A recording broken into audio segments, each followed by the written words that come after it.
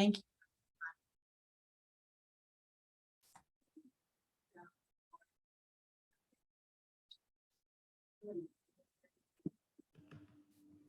Well, Robin, it's Leslie. I'll be the first to start and say I am not at all surprised by the quotes that you have here. I hear a lot from students, secondary students, that there's just a lack of awareness generally about these EBSO opportunities. Mm-hmm. And I also hear a lot from school counselors that they just feel overwhelmed, just kind of keeping up with and being in the know about the various aspects of our EBSO programs. So I'm not surprised, I guess, is my comment. Yeah. Thank you, Leslie.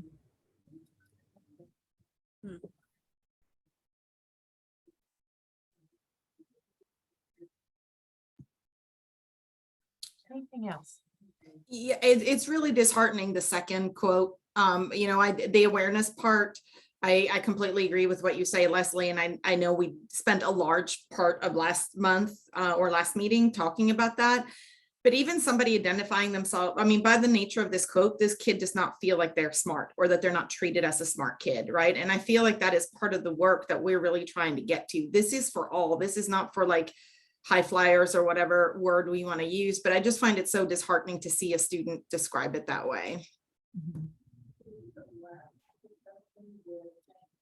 There was a comment from ESG. ESG pulled all of the quotes together and all the comments from students, that many of the students stated that their teachers and counselors were very selective about who got information about early post-secondary opportunities. That was kind of a common theme, and that newly enrolled students were expected to catch up and not necessarily have the opportunity to participate in those early post-secondary opportunities. Thank you, Julie, for the comment in the chat. Did we have a focus group with high school counselors? I'm trying to remember, or was the time of which we did the focus groups not conducive to that? We don't have, oh, you mean for our stakeholder interviews? Yeah. I think they were just kind of lumped into educators in general. And so some of them might have been counselors, but I don't think we had a specific group for counselors. When I did some of my interviews, sorry, my camera's not working for some reason, did interview some of the counselors in our high schools, and even them as counselors actually felt the same way some of these students did. Like they were aware of it, and the ones who I talked to acknowledged it and tried not to do that and tried to be better about it, but they acknowledged it about other counselors in the system. Yeah. Well, I think it was just, I'm hearing you all say, and for me, when I saw the summary of the feedback, that it really, in one way made me feel good, because I feel like we're doing the right work, that our work group is focused on the right things. And our students are confirming that for us. I did want to let you know that when we met with the data team for the CEC, that they brought two things to my attention that are coming that I just wanted to make you all aware of. One is that there is a dual credit / AP articulation tool that's in the works. And that will be where a tool where students can type in courses that they've had, and it will tell them like where those courses would apply or to what degrees they might count. So a really good practical tool for students to be able to use. It will also have the Career Explorer component and some other things as well. I also wanted to let you know that in 2023, there will be a new dual credit study, dual credit 3.0 study that will be coming out. That will include additional variables. It will build off the two reports we already have, but it will include additional variables such as types of dual credit courses that are being taken, as well as the instructors for those courses. Like, are they high school teachers or are they college professors, you know, and that sort of thing. So a little bit of extra information than what we have right now. So we'll continue to expand and take advantage of data. All right. So just to move on into our first agenda item, thank you all for that kind of reflection about where we've been. I wanted to remind you about the CEC priority number 3, which was to strengthen these partnerships by reestablishing the Dual Credit Advisory Council to revisit the policy and guidance around dual credit. And so that work is underway. And I know that some of you have already spoken to Alex Perry, our wonderful partner. And so he is going to hop on and kind of share with us some of what has been happening and where we are with that work. So Alex, I'm gonna pitch you the ball. Thank you, Robin. I appreciate it. Good afternoon, everybody. Thank you for the opportunity to visit with you today and talk about some of the work we've been doing, and most importantly, get your what I think is extremely critical feedback on the work which is underway to continue to help us shape this going forward. My name, for those of you who don't know me, is Alex Perry. I'm a policy advisor at a DC-based education policy consulting firm called Foresight Law and Policy, but most people know me as the guy who runs the College and High School Alliance, which is a national collaborative partnership of the organizations you see listed up on the screen, who work with national and state policymakers to help those policymakers advance the policies around dual credit with a particular eye on equity, quality, and student success. And over the past year, we've been partnered with Kentucky to support the state in advancing its dual credit policies. We've been working with CPE, with KDE, with KIA, and Case TCS to conduct a needs assessment for the state matched to the College and High School Alliance Unlocking Potential Framework, which we also co-wrote with the Education Strategy Group. And upon completion of that needs assessment, developed an action plan for the state in partnership with the agencies, which has since been kind of subsumed within the work of this body. And that action plan identified as a core pillar, setting a consistent statewide vision for dual credit. It's the opening chapter of the Unlocking Potential Framework. And it's also one where, upon reflection, we sort of felt like outside of some of the kind of guiding principles language that exists within the Kentucky dual credit policy, there was not really that sense that like the state had a really clear statewide vision for dual credit as it exists right now. And so there are two things we're working on, and we're going to deal with both of those in turn today in this discussion. We've identified two mechanisms for setting a statewide vision. The first is to and I'm going to drop some links now into the chat for you, which would help. You can, if you are not familiar with the existing Kentucky dual credit policy, I've put that so you can take a look at the 2016 version, which I'll talk about in a second, and then two Google Docs, which we'll actually be using for our breakout sessions today, just so you have those right now. So we've identified two mechanisms for setting a statewide vision. First is revisiting the Kentucky dual credit policy, which I'll talk about in a second. And second is setting a statewide goal to support reaching that vision. So conceptualizing some kind of goal that we can set at a state level to say, well, if this is our vision, what does it mean to actually reach that vision? And so we're going to take each of these pieces in turn in the discussion today, and we'll run, just kind of preview how the next 45 minutes will run. We will be doing, we're going to look at, and Julie, those links are to the ones that are in the shared folder. So they are in the shared folder already. Those are the links that I provided to you, so you can refer back to them at any time. So we will start off by doing looking at some draft vision statements for the what will be the new opening for a revision to the Kentucky dual credit policy, and we'll have a breakout session just to discuss those. We'll come back and do a bit of a debrief. Then we'll talk about this dual credit attainment goal that the advisory council is working on, go into a breakout session to talk a little bit about that, and then come back and debrief on that. So that's kind of a preview of how the next 45 minutes are going to work. So let's start with revising the dual credit policy. So I gave you a copy of the existing policy. It was published in 2016.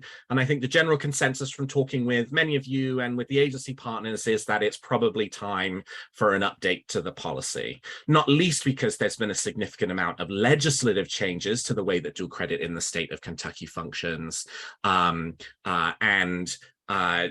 know, the dual credit scholarship, the work credit scholarship, all of those came after the dual credit policy was published.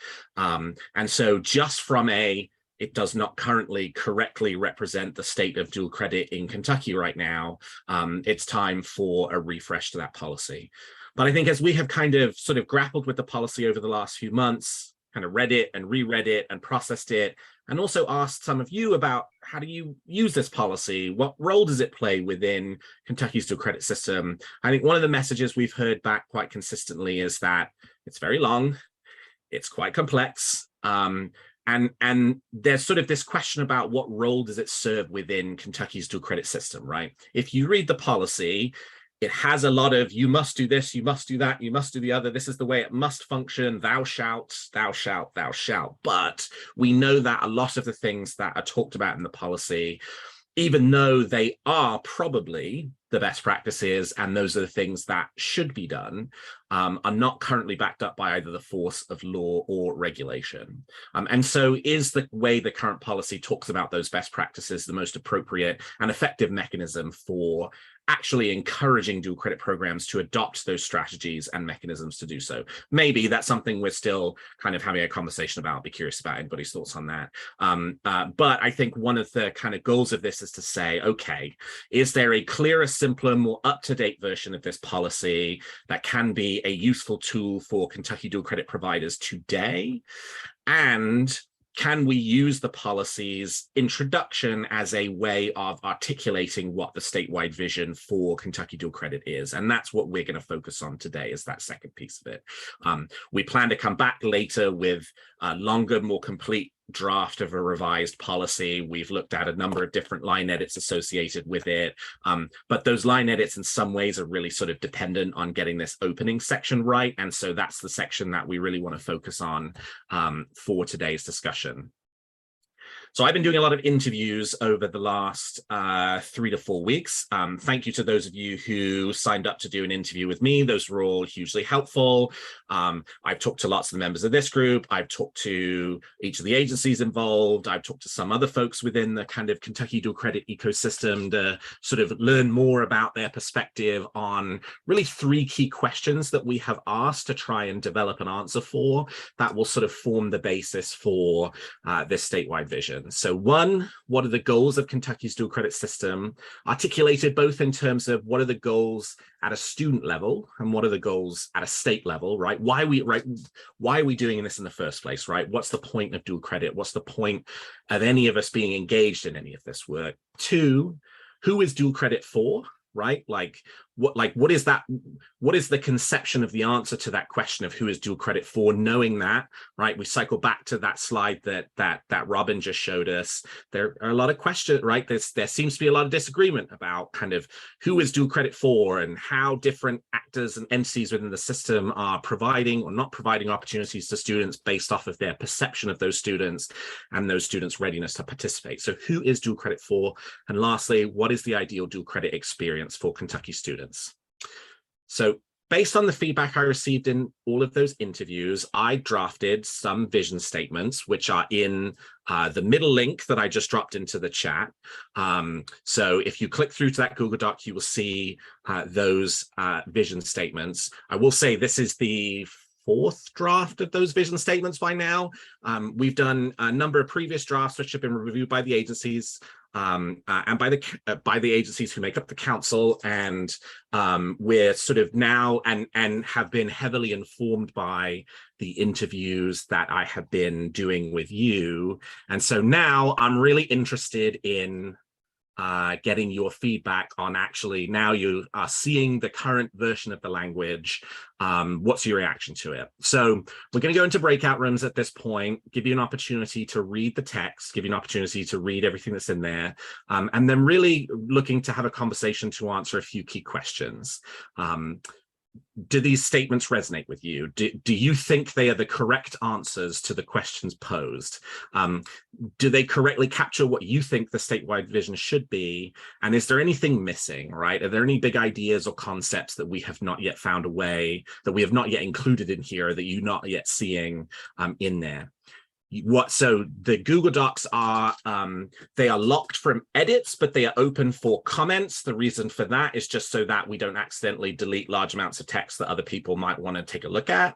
So you are welcome to provide your feedback in one of 2 ways. Either drop your comments directly into the Google Doc. You can just go in there, right click, select the text you want to comment on, right click, hit the comment button, and then type out whatever comments you have, or provide those comments to your facilitator in the breakout room. We'll make sure those are recorded. Yeah, I'm hoping, I told those of you I interviewed that when I brought you back something that you would see lots of things you like in there, but I'm sure there are still lots of things for us that we can continue to work on. So looking for as much robust feedback as possible in this session. So why don't we go to breakout sessions now, and maybe try for, it's 1:21, plan to come back to this room at maybe at 1:35, which is about 15 minutes. Okay. Alex, may I ask a question, please? Yeah, please. And it may be because I haven't been at all the meetings but whenever I read the mission statement, it talks about work experience. So is dual credit policy being changed to incorporate work experience? Because I see that in your mission statement. So I think the way that we're conceptualizing it right now is dual credit is obviously those courses that are partnership courses between the high school and the college to offer the students the opportunity to earn college credit. Work-based learning experiences kind of fall within that larger kind of universe of early post-secondary opportunities. Some of them, depending on whether there's an academic component or not, can count for dual credit. Some of them don't. That's not a specific conversation we've had yet about the guts of the policy. But obviously within the kind of these sort of vision statements, we're very interested in making sure that the career connections are called out as explicitly as possible.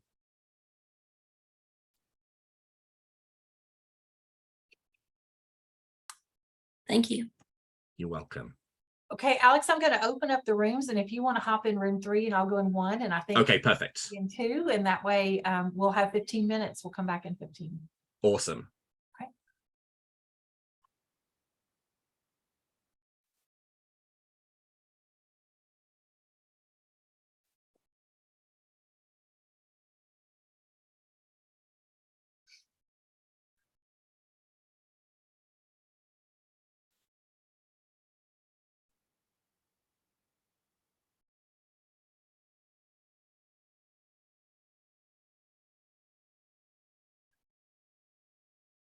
Hey, Jenny, are you good? You need help?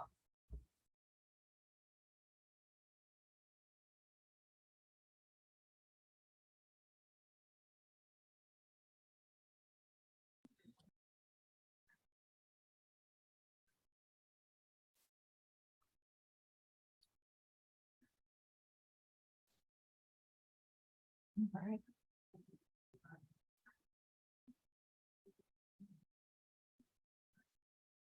I can see that many of you are already in the document, so I guess we can just take a few minutes to read and think about comments we want to make, and feel free to come off mute and bring up anything you want to talk about with the group.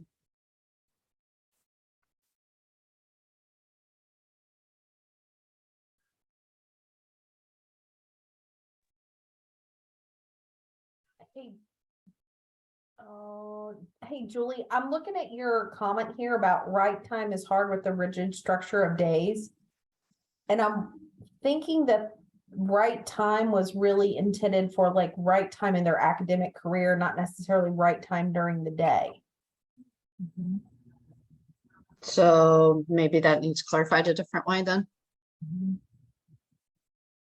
Because I was just thinking, my son is wanting to take a dual credit entrepreneur class at NKU, but it's only offered over at NKU like during a certain time.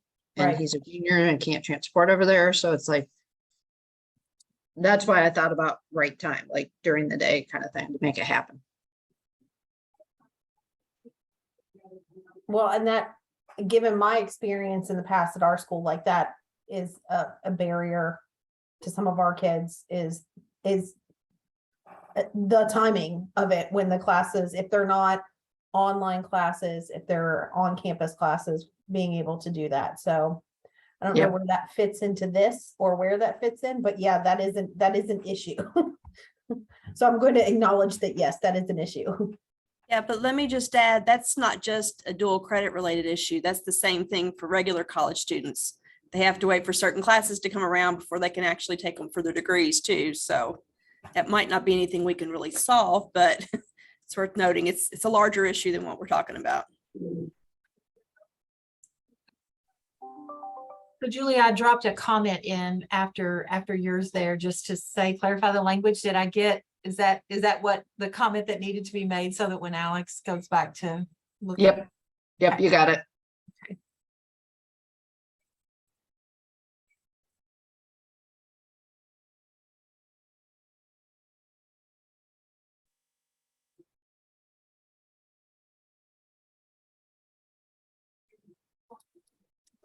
on mute, sorry. I was gonna say, Debbie, are you talking to us or someone else in the room? Well, it was someone else earlier as they drove by, but yes.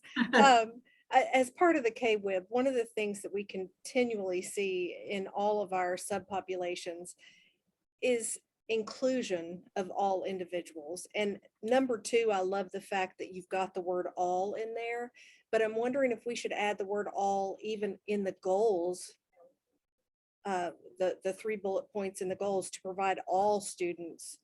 I think it's worth mentioning yet again, just because of the reasons for wraparound supports that are needed for kids that don't feel smart, for some of those things that you all lifted early on. Mhm.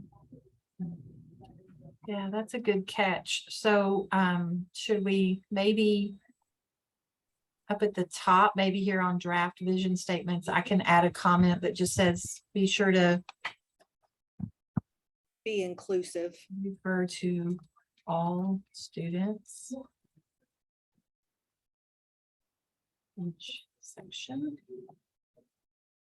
So you'll be able to see my comment there, Debbie. Did I kind of capture? I would want that to be throughout the document. Yes, thank you. Okay.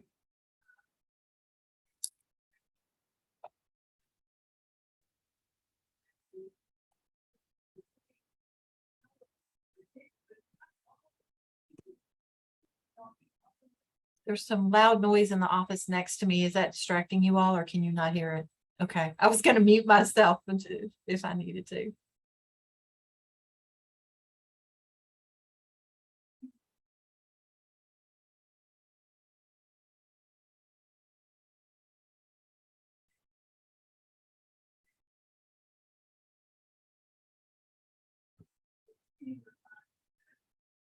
Well, I just made a comment about removing barriers when school policy doesn't allow students to take certain dual credit classes. So like at my high school, students were not allowed to take dual credit courses where we had AP courses offered in that area. So for example, psychology, we have AP Psych. So they were not allowed to take Psych 101. And if they chose to take Psych 101, they could do that, but they would do that on their own. It would never go on their transcript, and they wouldn't qualify for dual credit scholarship. So, you know, and we've got a strange policy about English 101 and English 102, where they have to take AP Lang first, not successfully pass that test, and then they're allowed their senior year to take the English 101 and 102, which is what happened to my daughter, who was very successful in the dual credit, but got a 2 on the AP test. So like her comment to me all last year was, I feel like I wasted a year of English because, you know, and it wasn't the same. The teacher is very good about differentiating between the two things, but it was the same credit.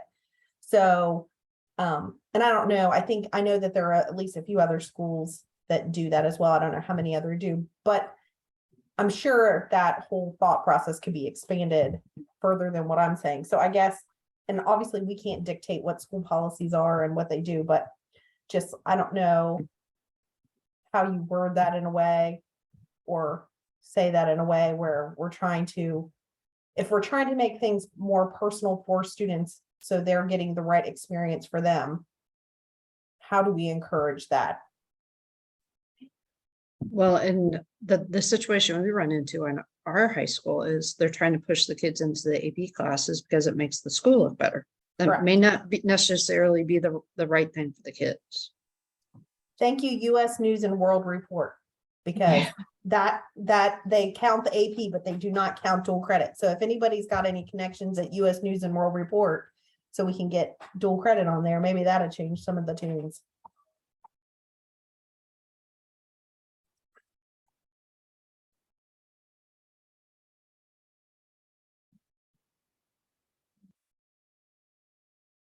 Oh, Becky, we'll miss you.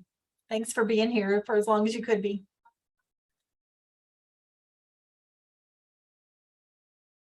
So, Trinity, I added the word normalized and personalized. Do we want to add that? I don't know exactly how to capture. Did you put in a comment there to capture it?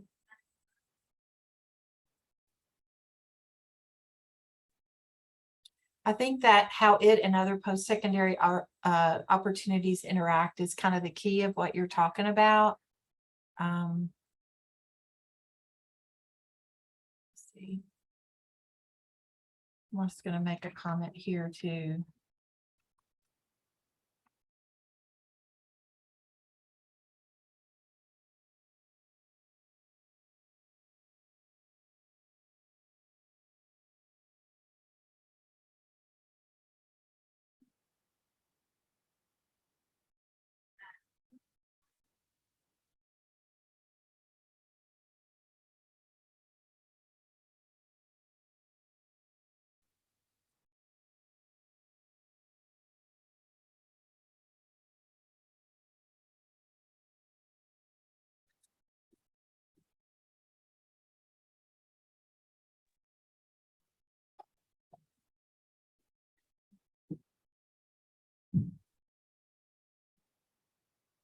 Okay, I don't know, like, this is the first time I've worked on something like this, so I don't know how detailed you could be.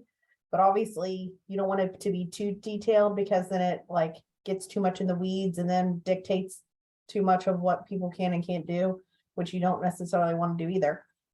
But when I'm looking at like personalized plans and support services and we talk about support services should focus on helping students identify,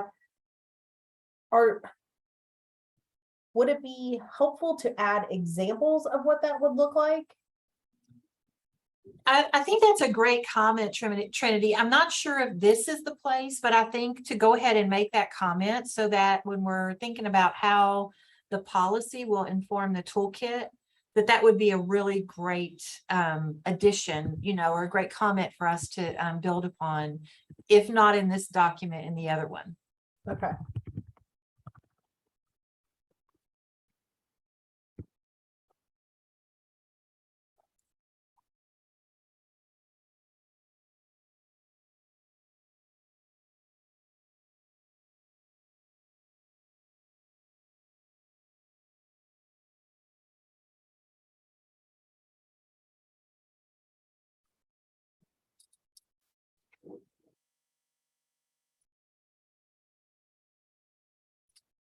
So I wanted to just have everybody kind of take a look in the remaining time that we have.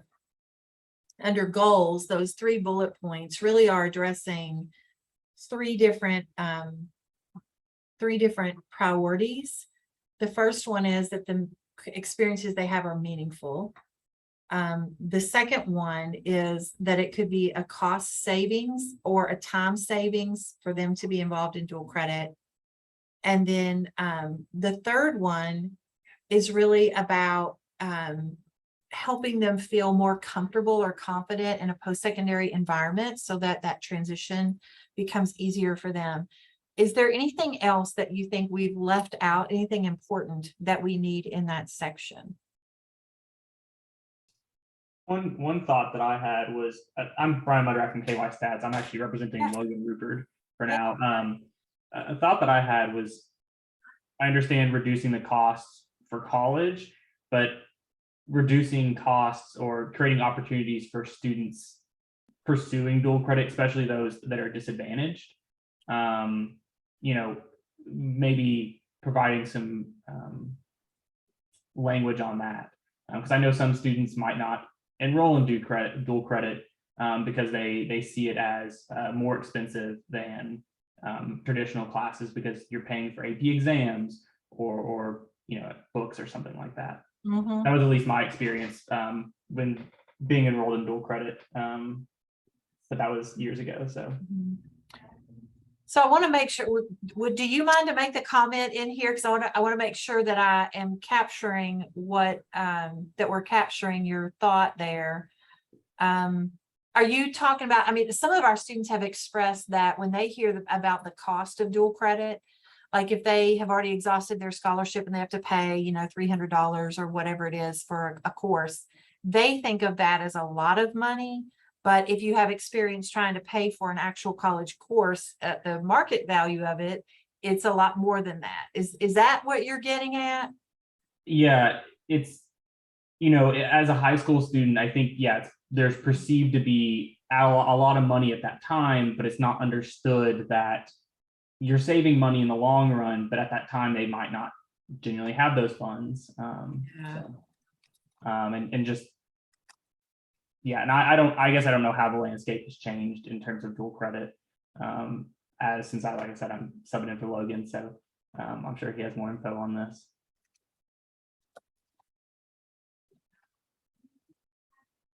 You may not realize its value. I'll just put that in there, and maybe that is going to capture what you're saying. And I also wanted to add, some of our students have mentioned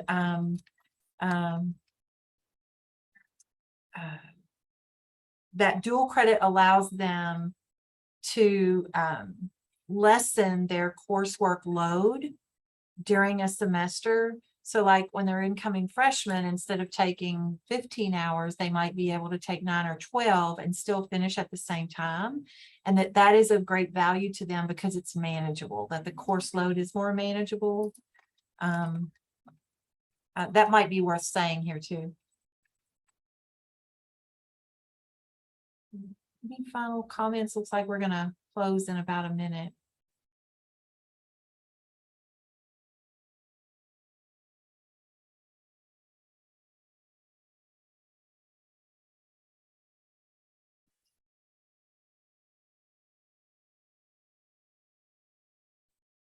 Okay, well, thank you all so much for all your good contributions here today.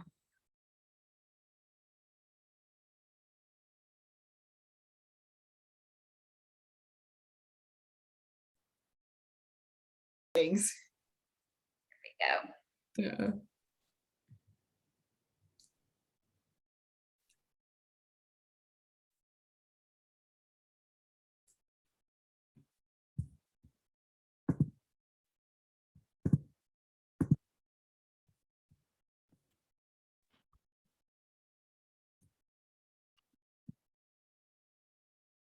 Okay, thank you, everybody. It was certainly a robust discussion in my room. I hope it was in the other breakout rooms as well. And now let's do a quick report out. Would love to hear from each of the rooms, kind of what the focus of the discussion was, and whatever we talked about. So, Robin, do you want to give us a quick readout of what you guys focused on and talked about? Yeah, I mean, we were kind of all over the place looking at the whole document, but I do think some of our members brought up some things like making sure that we're inclusive of every student throughout the entire document. I thought that was a really good catch for us, and also just to make sure that our language is clear. There were a couple of places where things like when we say the right time, this was an example that we don't know if that means the right time during the school day because of the challenges of high school scheduling, or if that means the right time in their high school career or their educational career. Yeah. You know, what we mean by that. And then also, like, for students to really understand the value of dual credit, that for them to say that this is a cost savings, if they don't know how much it costs to go to college, they might not realize how valuable a dual credit course is just monetarily. And so there's a lot of communication there. I know my own daughter thought that for me to pay $600 for 2 dual credit classes was a lot. And I thought of that as the steal of the century, you know, to be able to have 6 credit hours, you know, for that amount of money. So I think for them, for this policy to make sense to us, to parents, and also to students, you know, in terms of what we mean by the value. So a lot of clarification about some language, things like that, making sure that we're inclusive of everyone group. Am I missing anything? I know we had great conversations about a lot of things. Does anybody else want to come in? And I will say one last thing, Alex, that we put some comments in that we knew might not be applicable to this part of the document. Yeah. But that might be helpful later on. Like, could we provide some examples of this? And I know that those wouldn't go here, but they might go somewhere. So we just went on and plugged those in. Perfect. Thank you, Robin. And Robin's breakout room. Harmony, how about yours? What did you guys talk about? We didn't. No, we You were took a very whole- studious. Yes, we Yeah. really took this read and react approach to heart. All right. So everybody read and everybody wrote, but we did not discuss. So what folks in that breakout group thought is well documented, but there was no discussion because we wanted to focus quietly. Perfect. No worries. That's all good. I look forward to reading the complete record of comments when we go in and make some changes. All right, I'll do ours real quick. For ours, we sort of stated we weren't wordsmithing a ton. We were sort of staying at a very high level around thinking critically about the role of these statements and what we're trying to accomplish around, is this where we want to say everything about everything, or is this where we want to kind of provide that sort of high level vision that then other kind of pieces and resources will kind of pick up the kind of baton and explain how to operationalize? I think there was an interest in our group in potentially saying something about instructors, right? The current vision does not say anything about the sort of instructor side of thing from a system level, and also maybe kind of speaking a little bit more to the system that we're trying to create here and breaking down those barriers between high school and college and integrating the two of them, and sort of a question about how far do we want to go in terms of articulating a vision of what kind of that level of integration between K-12 and post-secondary looks like, especially since we know that in order to provide many of the kind of highest intervention strategies for students, you kind of really need that. And then a bit of a discussion about the all students framing in the who is dual credit for, and is that the right framing? Currently it's sort of all students in the right way at the right time. The right time, of course, yes, meaning as part of their educational journey, and we'll clarify that in the next version of it. And just sort of reflecting on sort of continuing to kind of have that discussion about what the next kind of version of framing for that is. So this is the preamble. There's more to come after around like additional sort of pieces of the policy that actually go into more detail about some of this, but really appreciate everybody's feedback on where that stands. And now I'm going to reshare my screen so we can pivot to the next part of the discussion, which is the dual credit attainment goals. So one of the things that, hold on, there we go. One of the things we were sort of reflecting on was this idea that, well, sure, you can set a group of vision principles and statements, but unless there's sort of something actionable that is designed to determine how to implement that vision, it sort of just remains a vision. And Kentucky is pretty blessed in having access to a significant amount of data around dual credit, both participation and completion. And so was there a way for us to articulate the vision in a productive way that would guide the growth of dual credit that we know is already going to happen, right? Like dual credit is growing in the state of Kentucky. We're, I think, fairly confident that it will continue to grow. 1920, approximately 17% of high school students participated in dual credit. There's a significant room for growth. States like Colorado and Iowa, participation by high school students in college course experiences in high school through their dual enrollment programs is north of 40% of high school students participating in college course experiences. So those are probably the highest two states in the country right now. So a significant amount of growth potential, and with a significant number of resources that the state itself is investing in the dual credit scholarship and the Work Ready scholarship, the sort of conditions are present for a significant increase in participation in dual credit. And so I think one of the things that we have sort of been thinking about and conceptualizing is how do you what guides that growth, right? On the one hand, it's partially those vision statements that we just articulated. But on the other hand, is there a way of going a step further to say, is there some kind of measurable, actionable kind of way of looking at this? And the sort of mechanism that we have been focusing on to do that is this potential of setting a dual credit attainment goal, sort of an idea of like, what could a goal be for how to expand growth for dual credit within Kentucky, and what would that look like? Yes, Jennifer, please, I see you got your hand up. Thanks. I may be confusing this with another council that I'm on from SIPL, but Is AP and baccalaureate IB is that all included under this umbrella? No, No. no.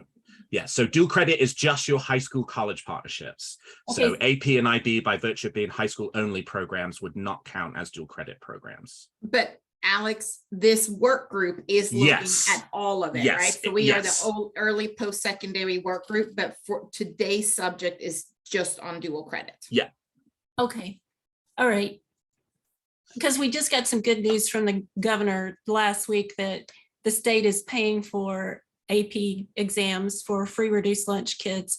And then all others just have to pay $10 or $19 if the school doesn't forego their rebate dollar amount. But so that is huge, you know, for kids that free reduced lunch don't have to pay $97 for an AP exam or $136 for a seminar AP exam. What a boost hopefully this is going to be to encourage kids to take that AP exam, which means hopefully we had them in the class this year. Which just made me think if we could do something similar. You know, I know long ago, and I'm sorry if I'm derailing the or hijacking here, but my oldest daughter, her classes were paid for by K-State when she was in high school. She didn't have to pay for the two, you know, English 101 and 102 classes that she took while she was in high school. And Yeah. we didn't qualify for free reduced lunch. It was just Yeah. something that was offered at that time. Yeah, no, you bring up great points, Jennifer. I think as Alex mentioned, though, the onset of those dual credit scholarships changed the environment in the state of Kentucky a little bit because, you know, prior to that, I'm just going to give you an example from KCTCS. You know, each of our 16 colleges set the tuition. So one college could have a different tuition, but because of that legislation around the scholarships, that sets the the ceiling, if you will, for dual credit across the state. But you bring up great points and really great news on AP that I think we definitely want to make sure that folks are aware of, and hopefully there'll be a good awareness campaign around that. Thank you, Jennifer. Appreciate it. So with that in mind, we have sort of been conceptualizing using Kentucky's existing post-secondary attainment goals, 60 by 30, 6% of high school of Kentucky as population will have at least some kind of post-secondary degree or credential by 2030 to say, is there some version of that kind of goal that could be applicable to dual credit? Thinking about it from the goal of, initially we were sort of thinking about a participation goal, but then we were sort of like conceptualizing this idea of, well, participation is not really enough, right? Like the true value and benefit of participating in dual credit is actually completing the course, is having a successful experience, getting those credits under your belt, using those to access college, using those to complete college at higher rates, right? That like, it's not that any kind of goal we think about maybe should not just be focused on how many students are taking dual credit, but how many students are succeeding in dual credit, since we know that's sort of the point at which the students accrue the maximal benefits for doing so. And so we started to come up with this little construction. What you'll see within the Google Doc goes further than this in terms of articulating it, but just for the slide purposes, I made it very simple of by X year, X percentage of Kentucky high school students should graduate school having completed Y, and I'll talk about what those options should be in a second. This goal will be accomplished by Z, a sort of a set of strategies that would be sort of indicative of the how we want to ultimately reach these goals. And so there's a number of questions for us to consider, which I'm curious to get people's thoughts on in the breakout room. Number one, is 2030 the right time frame? That obviously aligns very well with Kentucky's existing post-secondary attainment goal of 60 by 30, provides about 2 cohorts worth of high school students from this point in time to really improve the situation for particularly that second cohort of high school students. How else can the goal be aligned with 60 by 30? I had a great meeting with KY Stats last week. They suggested potentially matching the growth rate, right? We can't make it 60 by 30 for Kentucky dual credit because, as I said, the highest states in the nation are about 45% dual credit participation. So 60% dual credit attainment by 2030 feels like an absurdly ambitious goal and maybe far too much for the state. But we know there's going to be growth. in participation. And I think we'd like to see that matched with growth in outcomes, and setting some kind of goal that is ambitious but achievable over the next 8 years might be, I think is worth considering. And then what's the right metric to consider for completion? We've got 3 options to look at, which I'll show you in a second. And then the strategies, which you'll see in the document itself, are the strategies and the articulation of the how, the right way to ultimately do this. So the measures of attainment that are under consideration right now, one of which is on the Kentucky School report card. The other 2 are collected but not currently published, but we can easily use for this purpose. So the one that our head initially went to was the one which is publicly available on the school report card, which is the number of students completing one dual credit course with a qualifying grade of C or higher. If it's a 17% participation rate, I think the number of students completing one dual credit course with a qualified grade of C or higher is about 15% of high school students. So it's not far away from the overall number of students participating, but it is slightly lower. So that's one way of articulating it. That number's easy to get. It's within the report card already. You can go check it out anytime. But additional metrics to potentially consider would be the number of credit hours earned by high school students participating in dual credit. So what would a goal be based off of a total number? Are we looking for the number of students who complete 6 credits or higher, 9 credits or higher, 12, something like that? Or then number 3, credential completion, right? The Kentucky Dual Credit Scholarship legislation talks about the reason for doing the Dual Credit Scholarship and the Work Ready Scholarship particularly is to increase the number of students who have completed credentials in the state. And so is that the right kind of metric to use, to sort of take it all the way to the end and say, it's not just about kind of looking at sort of course experiences or successful course experiences, but looking at credential completion as the metric. So curious, I think, when we get to the breakout rooms, for folks' perspectives on these are the 3 options that are kind of on the table right now, in that we have this data, and so we can use it to kind of create a goal, and curious for folks' perspectives on which are the right ones. So I'm going to drop the link to the Google Doc back into the chat, just so somebody already did that. Thank you, Robin. I appreciate that. It's that second one that just went in there. So what you'll see in there is a slightly more detailed version of what I just put out here, which includes the strategies by which this would be accomplished. And it's currently written for a qualifying grade of C or higher, just so you can kind of get a bit more of a feel of what that kind of goal sort of sentence would look like. And so for our breakout rooms, which will take another 15 minutes for, just take a look at the existing construction of it. Curious of folks' reactions to particularly that first paragraph around the why for doing it. What is the right metric of attainment from the options presented, the 3 options, which I will go back and I'll just put at the bottom of the Google Doc for you. Sorry, I should have done that so that you had those handy.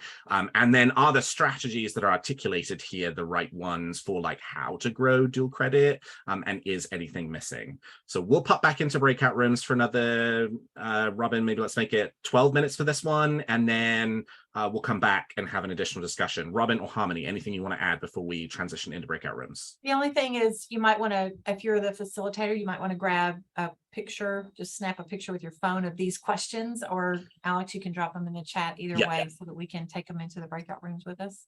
Yeah, let me do that right now for you. Okay. So I've got the rooms open. We're in for 12 minutes. I'll see you all back here soon.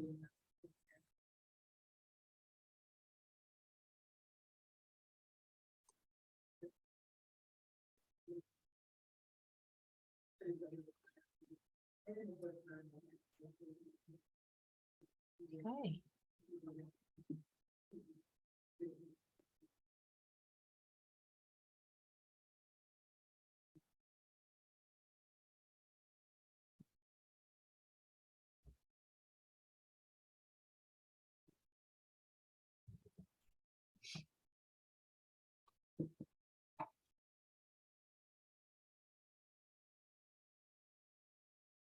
I guess we'll just give a minute or two for everybody to kind of read through it.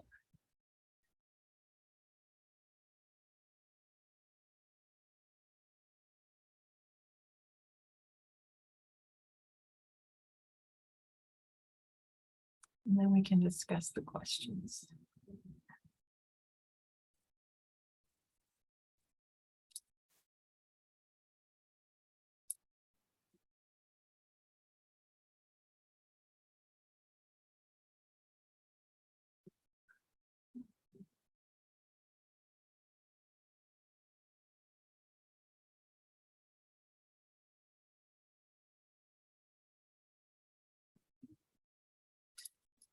So you probably have had time to read at least the first part, which is the kind of the summary statement and then the goal. And so we have a couple of questions to think about. First of all, what do you all think about 2030 as our time frame? And it was selected because it does align to the 60 by 30 goal.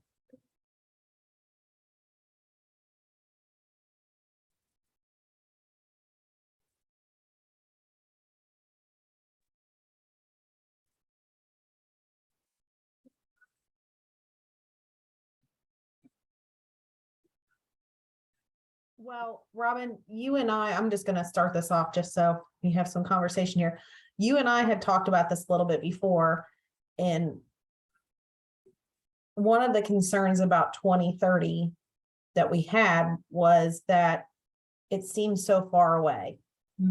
So when you put something so far away, a lot of times people just put it off like, oh, we have until 2030, when it really isn't as far away as you would think. So, I mean, I think it takes time to do it, but then again, like, if the goal is 2030, then how do we create things between now and then to make sure people are moving forward and not just putting it off to say, well, I have until 2030. Yeah. So I'll just drop a comment in about that.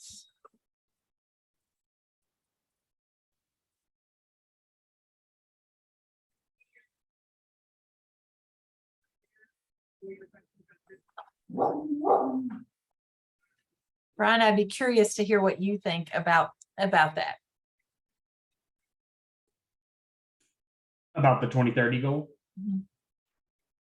Yeah, I mean, I think I agree with Trinity's comments that, you know, setting it too far out, but you also have to allow yourself time to achieve those goals. I mean, depending on what the goal is set as, you know, I guess my thought is that maybe setting some goals in the middle there, just to kind of like build yourself up to this 2030 goal. Because I mean, I think it makes sense to align it with the, you know, that overarching program or overarching goal, but setting some milestones in there kind of helps you feel successful.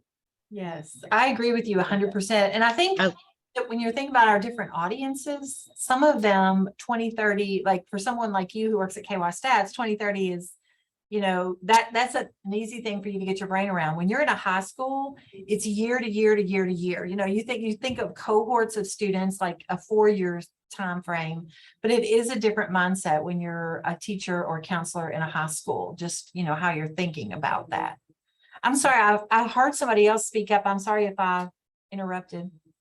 No, that's fine. I agree with Brian. I think if there's maybe smaller milestones in between to get to that 20, because 2030 does sound so far off, where if it's an incremental increase in goal type thing, then it's 2030, everybody's going to keep putting it off because it sounds so far away. Where if you have closer time frames, I think it keeps it more in the forefront. I agree too, as far as workforce is concerned, and benchmarking along the way is a wonderful way to see where you've been, see where you need to go, and see where the gaps are.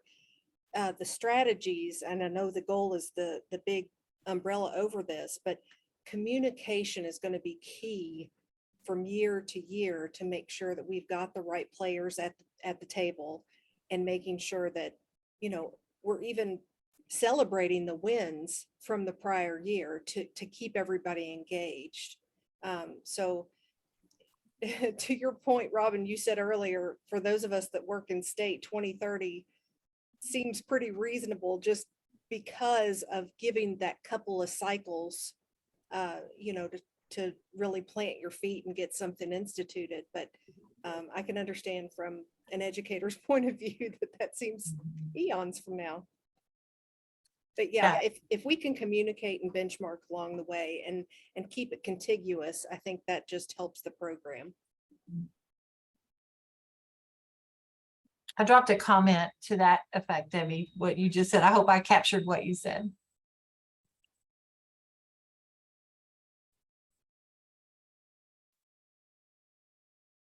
Okay, anything else about the goal that you all wanted to surface, the qualifying grade of C or higher? Do you think that that is a good way of measuring?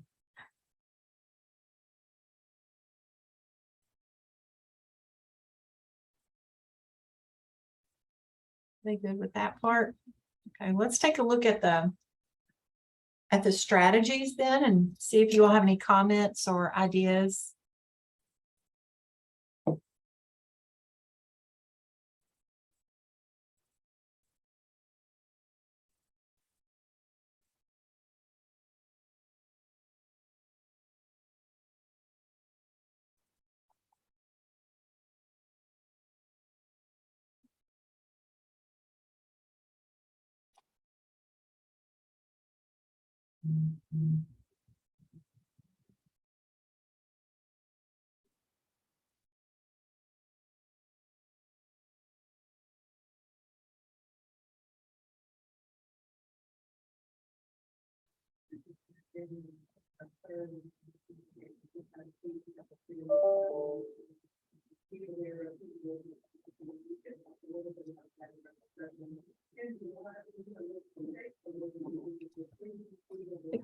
Robin, can you explain to me the partnerships with employers? Like what is the vision of that?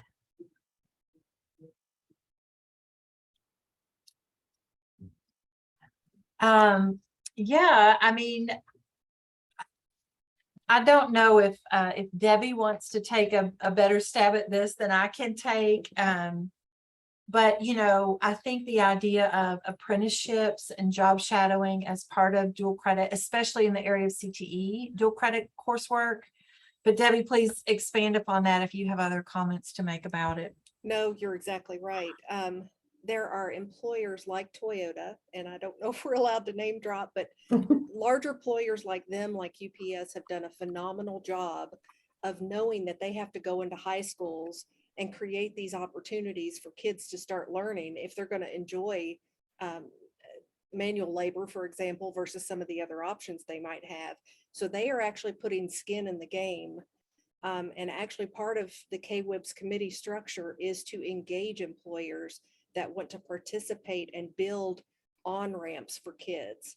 And so the idea behind that would be to, and really the KWIB is working on this right now. It doesn't happen overnight, but it's to build a toolkit for employers to better understand what avenues, because small and medium-sized employers that have smaller revenues aren't going to have, you know, the ability to go into a Louisville high school and build a small manufacturing table, right, to expand on things. So and it's more than just the manufacturing lane, it's various other lanes as well, but it really is having that collaboration between the educators and employers and nonprofits for the wraparound services to come together to help these folks. Yeah, I'm very intrigued by your idea about a toolkit. Thank you, Debbie, for that clarification. Lauren just joined us from ESG. She's going to be talking in a little bit about the toolkit that we're going to build around dual credit, but I would love to have links from our toolkits to these to each other, Debbie. Maybe we can really collaborate on that, because I love what you're saying about that. And we're still working on ours too. So there's nothing actually tangible just yet, but yes, we're working on several different toolkits for various partners within workforce. And KY Stats, of course, and I have to give them kudos. They are usually behind all of the toolkits that that are being built, at least their data piece. So yeah. Okay, maybe I'm thick today. I don't know. But can you give me, I'm thinking of it from a high school perspective, from somebody working in the high school. And I've got this manufacturing company that wants to build these partnerships, which I applaud. I think this is fantastic. But in terms of dual credit, like logistically, what does that mean? Does it mean that I have a student who is going to Toyota or one of these other places and doing an apprenticeship, and they're getting dual credit for this? Are they getting credit for certain courses? Like, I guess that's where I'm a little bit foggy on understanding logistically, what do we mean by this? Because partnerships all the way around in any part of education with this, I'm all for. I'm having a hard time understanding logistically what that means. Yeah, our breakout room is I gonna know. in just a minute. And so we can talk just this much about it. Debbie, feel free to take the floor. But when we get back out into the main room, Trinity, we may want to ask Leslie Slaughter to also weigh in, or Beth Hargis, about this, because I think they could give you a lot better examples than what I could provide. Debbie, what would you offer? We have within the state the Office of Employer and Apprenticeship Services, and it's a different department even than what the KWIB does, but they look to these logistics along the way. I think right now this is at too high of an umbrella to be able to talk through those, but this is one lane to talk about. But yes, we can get more information. I think Robin's on it. Leslie and some of the other folks from KDE can probably speak better to that. Okay. Well, and I think the whole idea of articulated credit also comes in.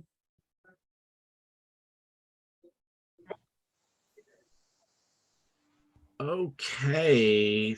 Thank you again. That was another great discussion. Really appreciate it. Why don't we, Harmony, question, did you guys talk or did you guys just write? We talked and we could have used another 15 minutes. Okay, I mean, I think we could all use another 15 minutes for that. We probably could have all used another 45 minutes for that one. Well, why don't you kick us off? Why don't you tell us what you guys talked about? Sure. And with apologies to Jennifer, you're going to have to follow up with me since we didn't finish that conversation.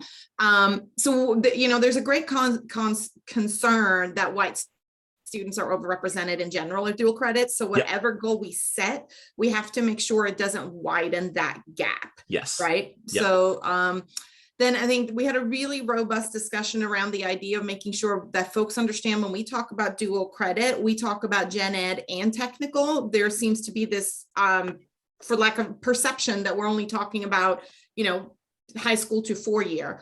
And there's great opportunities for a lot of students to take the CTE route into dual credit and college. And as we know that, bringing that back to the 60 by 30 goal, that is some post-secondary attainment. So that could help with certificates, diplomas, et cetera. As far as the right metric to measure, we do not think just measuring courses aligns with the goals. As you know, Alex, you've been part of these discussions. We have this mantra of make every credit count, and we don't think, so if we focus on a course or number of courses, that has a tendency just to reinforce, random acts of dual credit. So we really think that there needs to be some kind of way to make sure that it's the meaningful course, that it aligns with the student's goals, and that it aligns towards some kind of post-secondary credential, also to tie it into 60 by 30. And the last thing that I think I want to mention for the group, because it's the only thing we finished discussing, two things. We think 20 by 30 is right, but we need to have a multi-year trajectory for how to get there, or intermediate goals. For sure. And then the last thing is, we don't think we can do this in isolation of knowing what the AP and other early post-secondary goals are, because we want to make sure that they all complement each other towards the CPE larger goal, and so that they're not in conflict, or puts maybe a school district at, a difficult spot, knowing like, okay, do we do this over something else? Because now there's this big attainment goal out there. Right. Perfect. Thank you, Harmony. Appreciate it. That sounds like it was a great discussion. Robin, how about your room?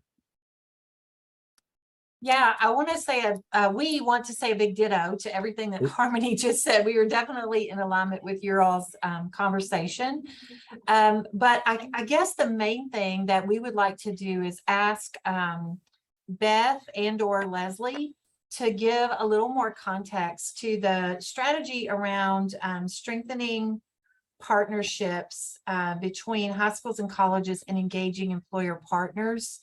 We talked a little bit about like apprenticeships and things like that, But we would like to hear some more like really practical examples. And I wanted to say also, we're excited that Debbie with the KWIB mentioned that they are also developing a toolkit for employers to use to work with these kinds of partnerships. So really excited about the opportunity to, link together with our notion of a toolkit for our high school and IHE partners, and then for the workforce to also have that same kind of support, from their side of the aisle. So Beth or Leslie, we'd love to hear you all give a little bit more context to what you envision along that strategy.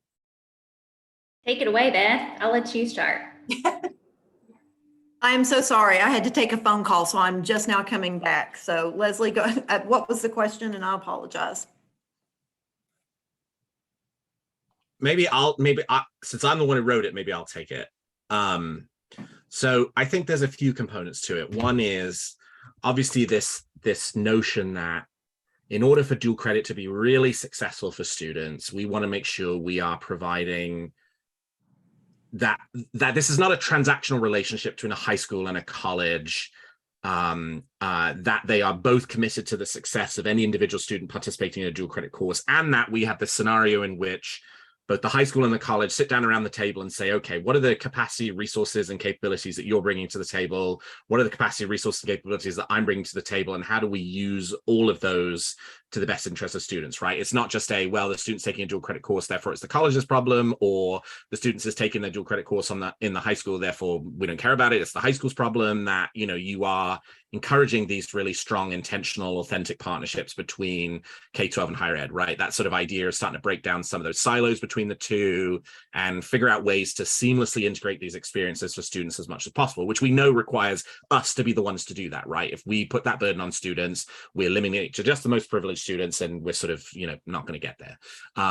So that feels really key to me. And then the employer partner angle was sort of this concept of like, okay, well, you've obviously got your high schools and your college partnerships, and for the academic courses, there's obviously, they sort of make those determinations. But in terms of providing technical courses to students, employer engagement is really important to figure out, like, what are the right courses to be offering, right? What are the in-demand pathways? What are the in-demand kind of careers right now? And so having that level of employer engagement to provide the partnership with the knowledge about like, all right, let's build the right kind of partnerships to kind of push us towards getting students, who want those credits, the right kind of credits that are going to set them up for the careers that are in demand right now. But also then, like, within those dual credit programs, by creating those linkages with employers, you could potentially then see, right, opportunities for work-based learning experiences for those students, in addition to the kind of academic and the technical courses that they're taking. You could kind of thread in some of those other pieces as well. I mean, that sort of lives a little bit of outside the dual credit kind of conversation, but it does feel like within that kind of technical course realm, it is really good to be having that engagement with employers to be determining, all right, are we offering the right set of technical courses for the jobs that are available in Kentucky right now? So that was sort of the concept behind it. But okay, Beth or Leslie, if you have a different perspective on what it should be, by all means, throw them in.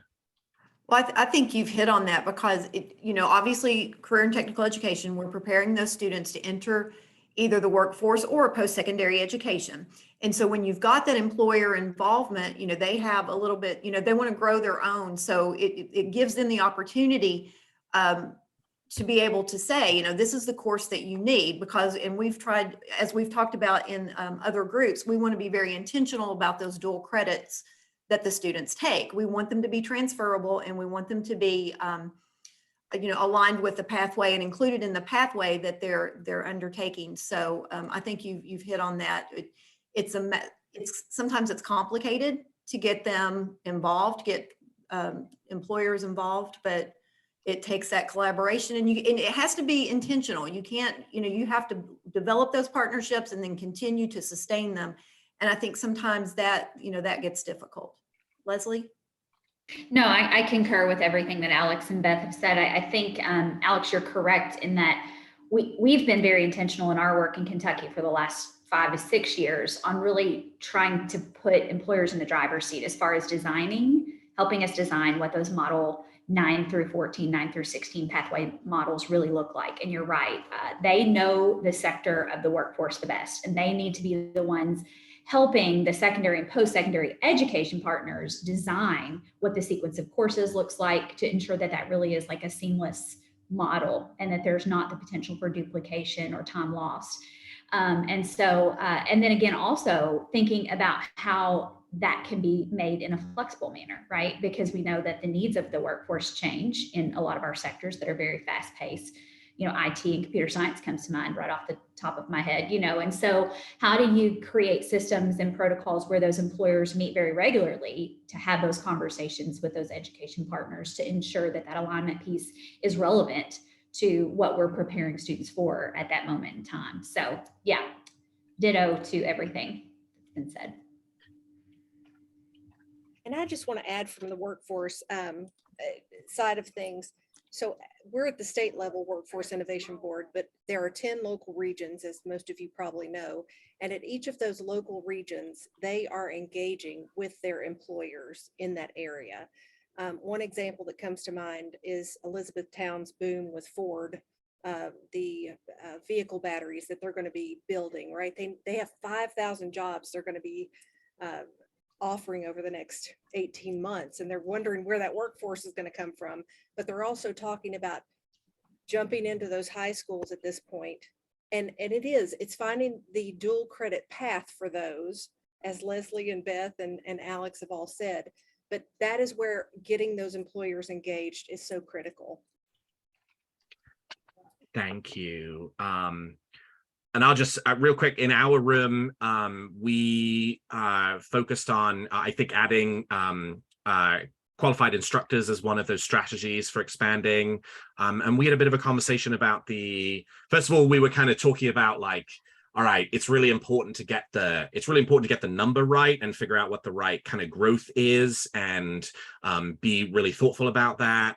But then it's sort of a similar concept to what was being talked about before. I think we kind of gravitated towards number of college credits completed in the sense that, you know, if you were to hit 15 credit hours or more, right, that's a semester, and therefore you are appreciably taking, you know, a big chunk out of those out of needing to then, you know, stay longer in the post-secondary system when you get there. But I think that meaningful piece is a really important one, right? That it's not just, it's nobody on this call, but in one of my interviews, somebody told me that they had been counseling a student who had taken English 101 from 3 separate Kentucky community colleges, which, like, you know, because they've been told taking more is better, right? And so they'd said, all right, well, I like this course. It's called something a little bit different over at this college, so I'll take it there. And it's called something a little bit different at this college, so I'll take it over there. And then they thought, well, I've taken 3 courses. I've got 9 credits, which means I'm 9 credits closer to graduation. Of course, you know, we know that's not the case, but the student didn't know that and found themselves running into trouble. So we'll continue to think about that, put some thought into kind of the correct articulation of that. But thank you very much, everybody. This has been a really terrific set of feedback. Lots for us to continue working on and pushing forward with here. And at this point, I will pass it over to Lauren. I think you're up next. Thank you, Alex, and hello, everyone. Sorry to be joining a little bit late. Lauren Norton from ESG. I may be familiar to a couple of you. I joined your last work group meeting to share the stakeholder feedback and the insights that you guys had from your all interviews. Robin asked me here today to share a little bit of context around one of this work group's deliverables, which is the dual credit toolkit. So wanted to talk a little bit, share a little bit of context for what the original vision for that toolkit was, and start to seed some of your all's thinking around what that toolkit might look like.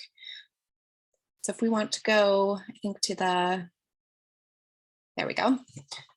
So this all really stemmed from the EPO work group from the Continuum last year. One of their recommendations was ultimately to put together a toolkit along with professional development for K-12 schools and districts to advise students and families around early post-secondary opportunities. So they kind of laid the foundation for the development of this toolkit, but kind of ended their tenure as work group members before we were able to put this recommendation into action. So we are kind of calling on you all to help us make that toolkit a reality. Based off of their vision, the primary audience for this toolkit is K-12 practitioners, primarily kind of high school counselors and other staff that are working directly with students and families around early post-secondary opportunities. One question that I might pose to this group to marinate on, not something for us to decide today, is do we also want to have a kind of secondary audience of our higher education partners who are working directly with our schools and districts around particularly dual credit partnerships? Eventually, this toolkit will live on the online portal that we've mentioned a few times in this work group that's currently being developed and will be kind of released in the middle of next year. So that doesn't mean that it necessarily needs to be a kind of technology-based tool, but we have an opportunity to think a little bit creatively around what kind of the format and interaction with this toolkit might look like. Where we really need your all's help is helping us just to refine the vision for this toolkit. So kind of building off of the work that the work group did last year, helping us to identify some existing resources to include. So there'll be some opportunities if this is something that you're really passionate about and want to dedicate a little bit more time to being able to serve as a feedback partner on identifying what those resources are, and then ultimately offering feedback on it. So ESG will be the primary workhorse behind the development of the toolkit. So we'll compile all of the resources, we'll help to kind of craft the design for it. And then we're going to work with Robin and with Harmony to figure out how we can leverage this time that you guys already have together as work group members to be able to offer input and feedback to make sure that this is going to be the most relevant, again, for that primary audience. Last year's work group put together an initial list of proposed topics. At the next work group meeting, I think we'll have some time to be able to dig into this a little bit further, but just to give you a sense of what they thought might be included in this toolkit. First was suggested outreach to students and families. So this could be template emails, template flyers, template social media, to be able to allow districts to communicate these opportunities to students and families. Suggested ways or protocols or templates to identify students using data. Information on how to establish and scale EPO partnerships between K-12 and higher education. We heard a lot around there are multiple different early post-secondary opportunities. So could we have some sort of resource that kind of lays out the key decision points and advantages of different types of early post-secondary opportunities to help students and families decide between them. Again, differences among the different program types, steps to enroll, and then kind of suggested supports that districts can implement to improve student success. So again, this is an initial list. We'll work as a work group to refine it, but wanted to give you a little bit of a sense. So part of your homework, and Robin can share this as the next step at the end of the meeting, will be to look at a couple different examples of what other states have put together, just to try to get a sense of like, what do you like? What do you not like? What do we need to be thinking about as we're developing Kentucky's dual credit toolkit? So I wanted to share 3 with you today, and I'm just going to talk about them at a high level. But before I do, Jennifer, I see you have your hand raised. Yes, Lauren, thank you. So in the toolkit, will we have, like in the, it seems like KDE and some other work that I'm involved in, when we have a toolkit out there on our public site, and by public, I mean for anybody in KDE, we also have a playbook of like best practices and training. So is that something that is considered like part of this work, that we're going to put a playbook together and there'll be training around what the best practices are? Are we thinking of going, outlining for folks, here's how it could work in your at your site? Yep. I think that's part of the like refining the vision that I hope that we'll be able to dig into at our next work group meeting. For me, I think that's what's most valuable, this idea of a playbook. I think we found in our conversations with districts, not only in Kentucky, but everywhere, like we need very tangible, practical tools that we can kind of use that are pretty turnkey. And so I think the extent to which we want to integrate those, which in those three examples I'm going to show you, some include those, some don't. We can decide that.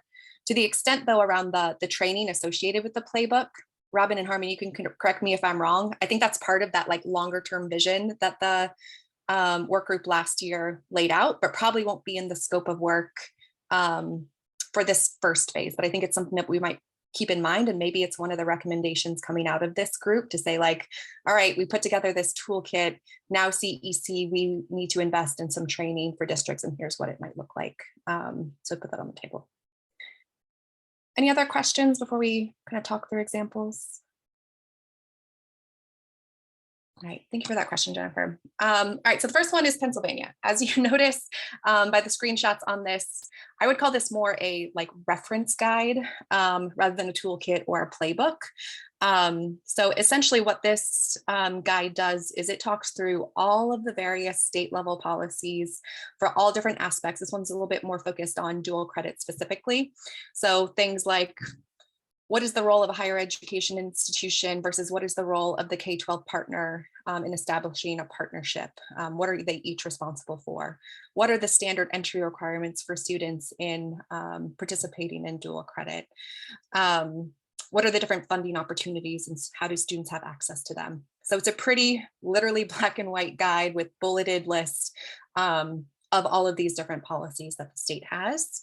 And then it has a really short resource guide. So what you see here on the right hand of the screen is there's not much more to it, but they describe a couple different examples of programs, the different program types. So here are a couple different examples across the state of dual credit programs that are based in the high school. Here's a couple examples of programs that are based at higher education institutions. Here's where you can learn more about them. And then it has like a very brief resource hub that collects all of the existing toolkits and examples and resources that might live on the Department of Ed's website or the higher ed agency's website to be able to use as a quick reference. But this is not meant to be necessarily interactive. This is something that I think a high school counselor might include in their desk, something that they can flip to if they have a specific policy question.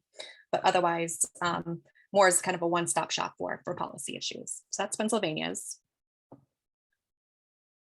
Next examples is Washington. Very different use case. So their dual credit system improvement guide is geared primarily to school and district leaders at the K-12 level.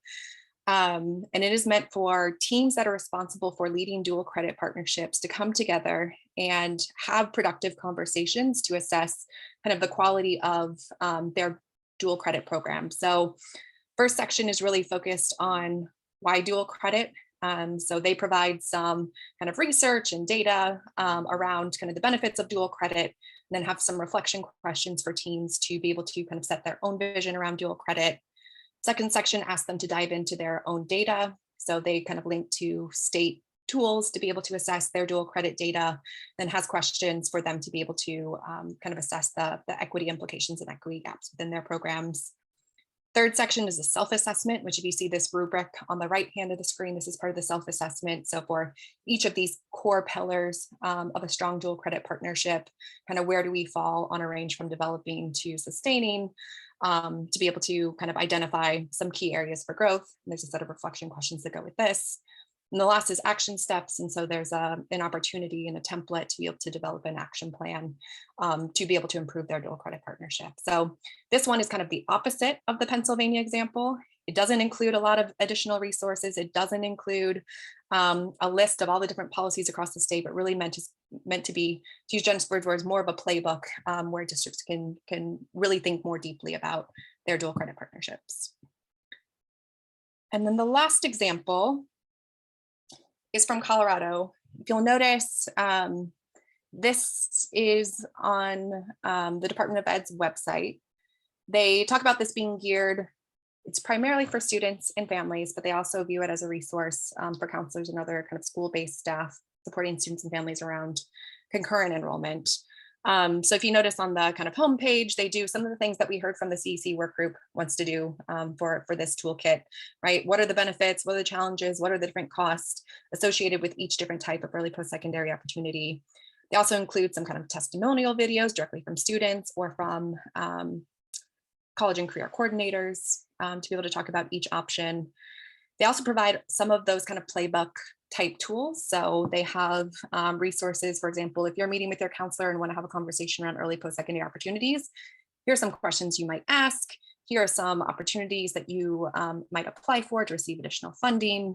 Here's how you might apply to be able to participate in this program. So I think providing like very practical tools to empower students and families to have productive conversations with their schools and with their districts around these opportunities.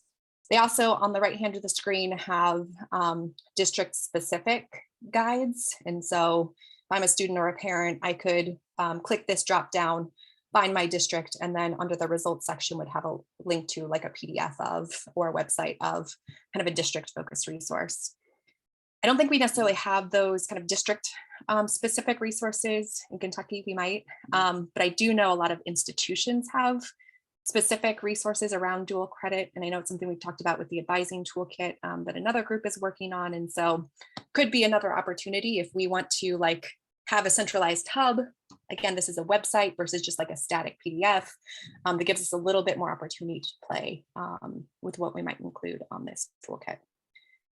So those are just a couple of different examples. Again, I think a big focus of our October meeting will be diving a little bit deeper and having some kind of breakout conversations around what we want to be included in this toolkit, but wanted to give you a little bit of a flavor for what the options are. These are not all of them.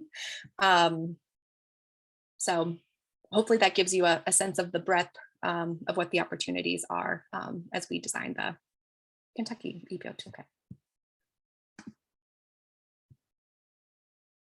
And looks like our friend Alex posted a couple of different examples too. Yeah, I almost included the Washington STEM one, but didn't want to do a double Washington, but would suggest you guys check that one out too, and a couple other examples. So Robin, maybe we can get those added too to the homework.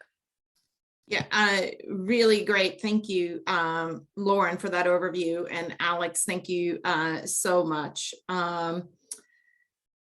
So Justin, I don't think you're asking a naive question at all.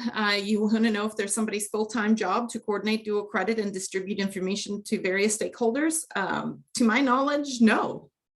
But any friends at CPE or anywhere else, feel free to correct me. But I think it's a group effort, right? Well, I can say that this new hub that's being developed is being co-developed with multiple agencies. And so I think that is a great example of the type of question and recommendation that this group might make, is that needs to be established and coordinated, kept up to date, maintained, that sort of thing. Yeah, but I think he specifically wants to know if there's one state person who works on dual credit statewide, like the person. And there's really not at KDE. I mean, it kind of falls under our purview within the Office of Career and Technical Education, but obviously we're not all inclusive as far as dual credit with the gen ed courses, and so no, there's not. And we've tried to collaborate with other offices within the department, and we're working on it. It's just we are not there. So I think that sort of strikes me as a key finding potentially is historically dual credit is both everyone's problem and no one's problem. And so ultimately, no one takes day-to-day responsibility necessarily over it. And look, UK is super late to this game and a very small player, but it is like, in my own sort of long-term thinking about this, it is a critical challenge because it reflects what's going on in high schools. Like neither high schools nor colleges are really in charge. And so ultimately, really no one winds up in charge. And so I think that for us, a good first step would be for someone to articulate who is in charge. I would agree. And at the beginning of today's meeting, we talked about like some things that we weren't talking about. And I do think as we've gone on to like our vision and goals and things of that nature, I think that the people, the counselors, the faculty that are teaching dual credit courses, and definitely your people that are administering dual credit, both in our financial aid offices at KIA and across campuses, would agree that there are some bureaucracy and some process issues that need to be addressed. And that counselors may tell you that some of their time not able to give to these more important issues, such as advising, is because there are some bureaucracy and some bureaucratic and process problems associated with dual credit. Jenny, I don't know if you can see, but almost every square I look at, you're getting lots of head nods. So, And it's almost like nobody wanted to deal with like the details and the messy part of it, right? And so it's like we jumped over that. And I just don't think we should pass up this opportunity while we are working to improve this and to grow this. It just grew so fast, guys. It grew so fast. And I know, we're struggling with more schools reaching out to us and wanting to do more. And do we have the capacity to grow because of some of these, I'm going to refer to them as that we need process improvement. One of the issues that we have at the department is the fact that we don't mandate to each individual district, you have to do dual credit or you have to do AP. So it's left up to the districts as to the level of involvement they want. So, of course, KCTCS has put together the dual credit, we've got guidelines that are out there to inform them on how to do it and how to register their courses and things like that. But again, it's just a little bit more complicated to organize across the state because of all of the different perspectives on dual credit. I think you all have hit on a very good point, and I know we've taken note, and I think it's something we can, elevate for sure. And I'll bring that back a little bit when I talk about my wrap up in terms of next steps, et cetera. But Justin, thank you so much for elevating that suggestion. I think it's certainly something we need to keep on discussing as this group, but I'm going to take the facilitator's prerogative and move us forward here. So just wanted you to hear that you're heard. I'm not dismissing you by any means. And also, Robin, before you share the screen, you're going to share. It seems to me like it maybe makes more sense that I share the homework piece and then I can just reference it later, but rather than coming back to it. So you all will, in the next couple of days, get an email with all of this info so you don't have to go back. But essentially, because we are not meeting in September, we don't want to lose momentum. And therefore, we are going to ask you to dive into these 3 toolkits that Lauren shared with you, but also potentially the ones that Alex put in the chat, or if you're aware of another one, and even if it's not necessarily a dual credit toolkit, but like to the point that another person made earlier, like you've seen this work in other places and you like these pieces. So I do not have screen sharing, Robin. So you're going to have to pull up the homework document. There you go. Thank you. So essentially what you will be getting a link to this document where we're asking each one of you to just add to this, right? So you're not all doing one of these separately, but if you look at Colorado, Pennsylvania, Washington, there is the link already to those documents. And if you just want to jot down the answers to the questions, what elements did you like about this toolkit and what elements did you not find to be effective? And so we have it specifically for Colorado, Pennsylvania, and Washington. But if you scroll down a little, we gave you room to add your own if there was one that's not in there. If you want to scroll down a little, Robin, we'll add spaces to the ones that Alex put in the chats as a recommendation. Oh, see, that's already happening. I love it. And then there's room at the very bottom to provide other feedback, right? So if you want to say, for example, just like Jennifer already did in the chat, like I think it would be valuable to the following long term, that's the place to capture that, because that doesn't necessarily go in the plus or minus column. So we're asking you to complete this by September 30. Again, we'll send you an email with this. We'll probably send you a reminder or two, but we're asking you to do this in lieu of a meeting in person in September. So that will help us then prep for the October meeting that we're going to have and have a deep dive discussion, as Lauren has said, specifically around the toolkits. And I just want to differentiate and make the point that Jennifer asked about earlier.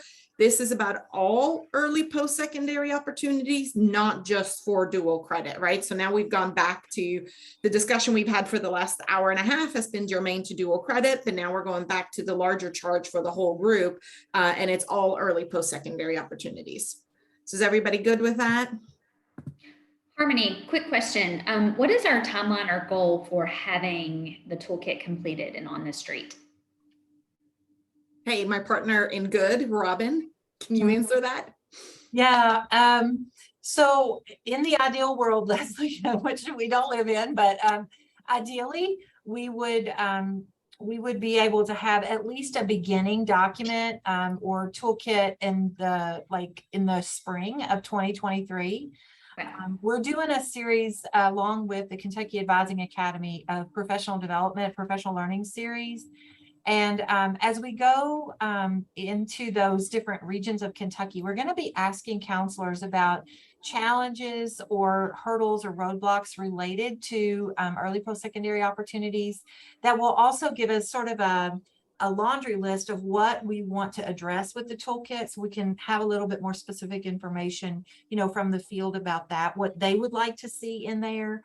And so we can begin to build it. But my vision is that it will be a living document that we'll continue to add to over time as we learn, and as we learn about great examples that are happening throughout Kentucky, that we could highlight in the toolkit so that people could see some bright spots or how people are winning, with dual credit and other early post-secondary opportunities. So we hope to have a draft version of it. I don't want to say draft, let me say an incomplete version of it in the spring, and to be starting to share that, and then to continue to build it out around other early post-secondary opportunities than dual credit, as we move forward. I hope that answers your question.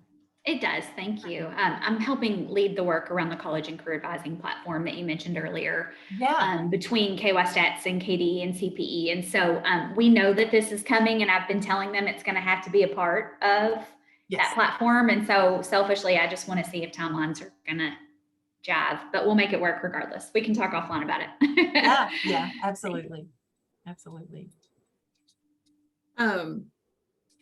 Okay, great. So before we wrap up, want to finish the conversation we started last time. So for those of you who are not at last month's meeting, we took some time both in breakout discussions and in the bigger discussions, and also finally through what we did a waterfall exercise at the very end of the meeting, where we really wanted to talk about, well, in addition to these items that the CEC has charged us with, two of which we just looked at in depth today, what else does the group want to do? So ESG did an amazing job of summarizing all of that feedback and the waterfall. So in a moment here, we're going to pop up a Menti poll. Not sure if you all have done those or not before, but they're really user friendly. So Robin, if you want to put that up on the screen, and if folks will please follow the prompts, but in the interest of time, I'm going to talk you all through this. So please go to www.menti.com and put in the code that's there, 62868569. We're asking you to rank these in priority themes, picking 3. So the way Menti works, it's going to take care of that for you. And we're going to see live on the screen what everybody thinks should bubble up and where we should focus our efforts on. So we're really looking at, sorry, I was looking to dismiss that. That's on your screen, Robin. So we're not saying that these are the order that they came in. This is just how they're ranked right now. So the 7 top suggestions that came in from last week's meeting is this funding for non-tuition costs for students and family, meaning that there are more costs to dual credit than just tuition. And is that something we want to address? Incentivizing teacher credentialing, knowing that as a state, one of the barriers we have to delivering really dual credit at this point is the fact that there's a lot of instructors that don't have the credentials that the college is required for this subject to be taught. What are should we look at other entry requirements? Currently, it's the GPA or a standardized test scores, but are there others? We heard some great examples last time in terms of multiple measures. See, you guys are already working on this. Then partnerships between K-12 and post-secondary. I think that's pretty self-explanatory. Do we want to dive into more data and reporting, particularly around student outcomes to help with advising? And then this idea that I talked a little bit about in my debrief from our group, this idea of the program and quality alignment, right? So I did not take account, but thank you for those of you who have started voting. And for the rest of you, I'll be quiet for a few minutes so you can focus and do your voting.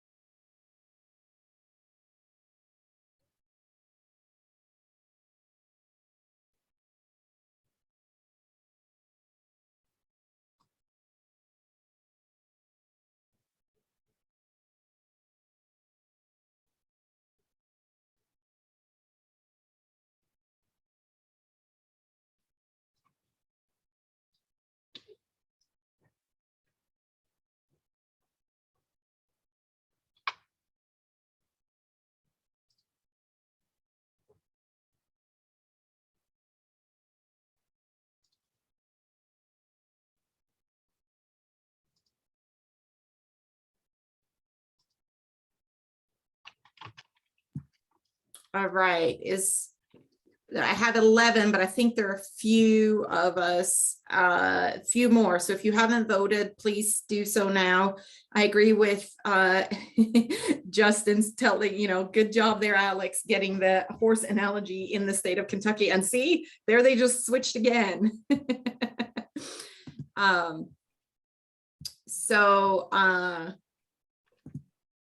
We are up at 12. I don't know if there's, Lauren, maybe you're not voting. I don't mean to put you on the spot. I just want to see if everybody that's participating here.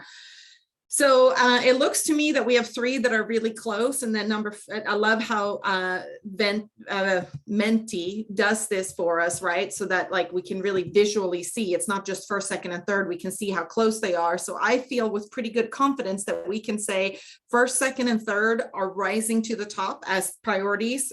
We all think 4, 5, 6, and 7 are important, but they're not the ones we want to focus on initially. That is my color commentary. Want to see, check the polls and see if anybody disagrees with that, or if you feel comfortable that in addition to the work that the larger CEC work group has given us, that these are the 3 things we think needs to be focused on for this work group. So, and Alex is adding that he thinks that program and quality alignment can also capture the K-12 and post-secondary partnership topic. That is a good point. So there might be a way to sort of intertwine those, but the Menti poll, I think, really worked. Robin spoke for, it helped the group refine and clarify, and it's a really good, quick and easy way to do so. So we only have a few more minutes left. A number of you are on the screen. Yes, I agree. Do you want to give me a nod if you are good with moving forward with these 3? All right, love the visual cues. Thank you. A thumbs up is even better. Thank you, Lisa. Okay, so then Robin, if you want to get me the rest of the presentation, I'll bring us home, so to speak. So the reason we are not having a meeting together in September is because that is one of the quarterly meetings for the continuum education, the Commonwealth Education Continuum. At that meeting, Robin and I, along with the co-chairs of the other work groups, have the responsibilities of bringing them up to speed on our work. So we are going to be summarizing the work we have done to date, and also share the results of this Menti poll, which was one of the reasons we wanted to do that with you all, so that we could really bring forth and say, here's also what we plan on doing. Not only are we meeting the charge that you all gave us, but based on the work we have done to date, the interviews we have done, the discussions we have had, et cetera, we also feel it's important for this group to do the following. So we will take care of that and attend the meeting on September 21 on behalf of us. So for us, October 24th is the next time we are meeting. That's when we're going to focus really on taking a deep dive into the toolkit. So we would be grateful if you would complete the homework by September 30th, so we can do a thorough prep for that and have another robust discussion and breakouts and continue this work. And then based on that discussion, we will see if we need to have a follow-up November 17th, or if we can pivot and really start addressing one of these other items that just bubbled to the top. To my recollection, I don't think we meet in December, but we certainly in November will look at also our meeting dates for spring 2023, as those have not been established yet. So a reminder, Robin started the meeting by encouraging everybody to put your Twitter handle, if you have one, in after your name, because we want to elevate this work. So if we can, talk about the work that we're doing, if we can share information, or, whatever it is, the items Jennifer brought up earlier today in terms of the AP being free for certain students and reduced for others. That's a great example that we can highlight here and also elevate. So we encourage you to do that. And then, know that the work is also there available at cpe.ky.gov. And if you have any other thoughts, I'm often one of these who, reflect when I leave work, and I was like, I wish I had said this in the meeting. If you want to talk more about maybe needing, a statewide person that's in charge of all of this so that somebody is responsible, feel free to email me and Robin, and we'll make sure that gets captured and reported. Robin, closing thoughts from you? I think you brought us home really well, Harmony. Just thank you all so much for your thoughtfulness today. I feel like we've made leaps and bounds of progress in our work, and just kind of the focus of what is going to happen moving forward. So Alex will take all of your feedback that you provided today and back to the drawing board. Alex, I don't know if you have any final comments, or Lauren, anything you want to share with the group before we leave, but just thank you so much for your thoughtfulness and your expertise. We really appreciate you all being part of this work we're doing. It's really important work that we're doing. All right, so then until October, if you're in Lexington or nearby, speaking of horse races, Keeneland's going, so go come enjoy that. But no, thank you so much, everybody, for your time.